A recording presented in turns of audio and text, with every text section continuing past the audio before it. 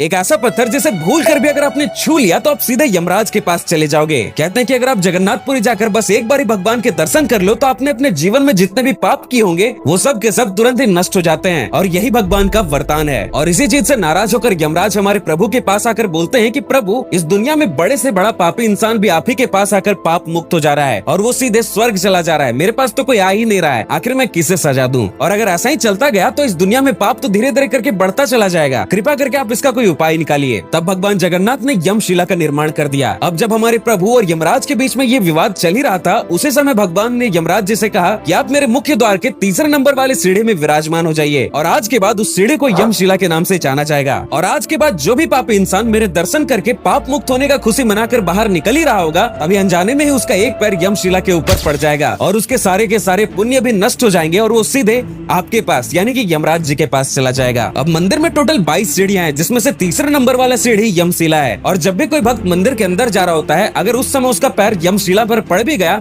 तो कोई दिक्कत नहीं है, वो चलेगा। लेकिन मंदिर से बाहर निकलते टाइम आपको ये बात जरूर ध्यान देना है कि तीसरे नंबर वाले सीढ़ी पर पैर नहीं पड़े तो ज्यादा बेहतर है। और इसी के चलते इस सीढ़ी का कलर भी बाकी सीढ़ी से अलग है। तो एक बार हमारे कमेंट्स में जय जगन्नाथ जरूर लिखें।